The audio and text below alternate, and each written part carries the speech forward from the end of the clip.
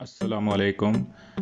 It's very simple food کے ساتھ میں آپ کے سامنے حاضر ہوں اور آج ہم آپ کو پکانا سکھائیں گے لسی والی کڑھی، اور اس کے ساتھ سادہ طریقے سے بنائے گئے پکوڑے بھی آپ کو سکھائیں گے۔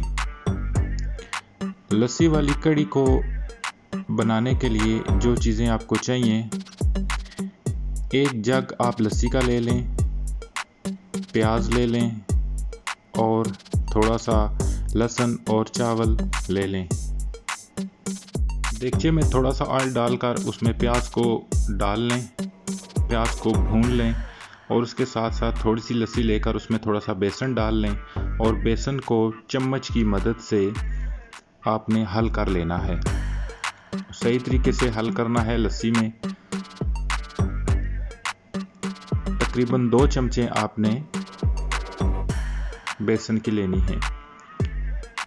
دیگچے کو آپ نے چولہے پر رکھ لینا ہے، جو بھی آپ کے پاس اویلیبل ہے سورس آگ کا، چاہے لکڑیوں پر پیاز کو آپ نے بھون لینا ہے اور اس میں پسی ہوئی لہسن تھوڑی سی ڈال لینی ہے اور اس کو حل کر لینا ہے۔ جب پیاز سرخ ہو جائے تو اس میں آپ نے تھوڑے سے چاول اور ٹماٹر اور نمک مرچ اور ہلدی وغیرہ ڈال لینی ہے اور پھر اس کو لگاتار چمچ ہلا کر سرخ کر لینا ہے۔ یہ آپ کے پاس ایک مسالہ سا بن جائے گا۔ اس میں اب آپ نے وہ لسی ڈالنی ہے جس میں بیسن گھلا ہوا ہے۔ بیسن گھلی لسی کو جو تھوڑی سی مقدار میں ہے وہ ڈال لیں اور اس کے بعد اب آپ نے پورا جگ لسی کا وہ دیگچے میں ڈال لینا ہے۔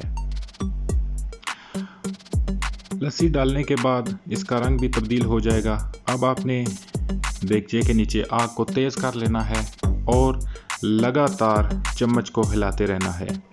اس بات کا آپ نے بہت خیال رکھنا ہے کہ اس کو آپ نے لگاتار ہلانا ہے، چمچ کو گھماتے رہنا ہے، نہیں تو یہ جو لسی ہے یہ پھٹ جائے گی اور خراب ہو جائے گی۔ اس لیے آپ نے آگ بھی تیز جلانی ہے اور چمچ بھی لگاتار ہلانا ہے اور دیگچے کے اوپر ڈھکن نہیں رکھنا۔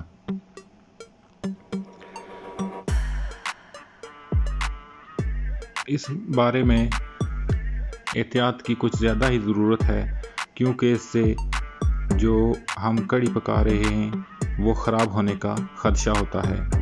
اس لیے آگ مسلسل تیز اور چمچ کو لگاتار ہلاتے رہیں۔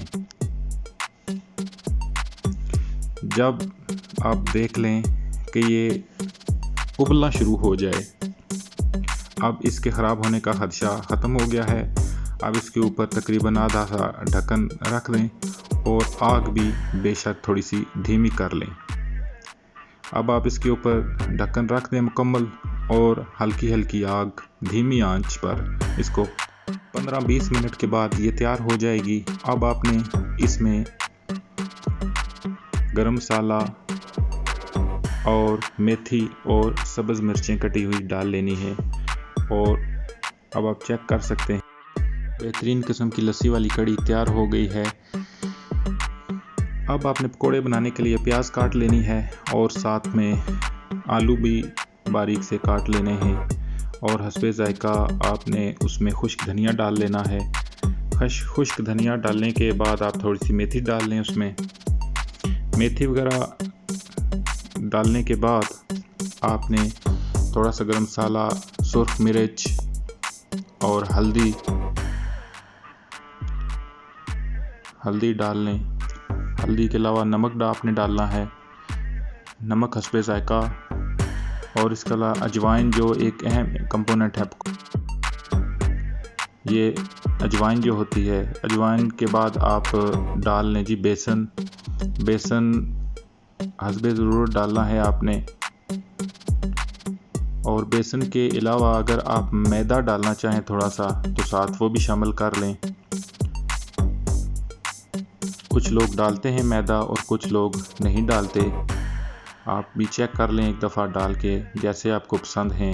تھوڑا سا پانی ڈال کے مکس کر لیں اور جب خوب مکس ہو جائے تو اس کے بعد آپ اس میں پانی ڈال لیں اور اس کو اچھے طریقے سے مکس کر لیں اور پھر اس کو کچھ دیر کے لیے رکھ دیں اور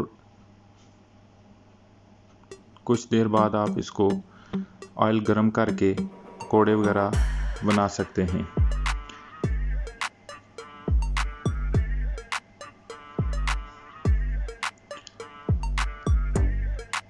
یہ دیکھیں جی بہترین قسم کے پکوڑے تیار ہو گئے ہیں، بہت ہی سادہ طریقے سے تیار کیے گئے ہیں۔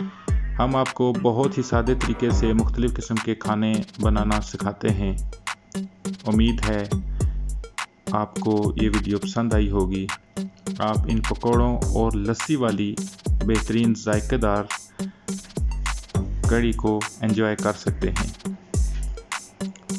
اور اس طریقے سے یہ بن گئی کڑی پکوڑا، بہت ہی ذائقہ دار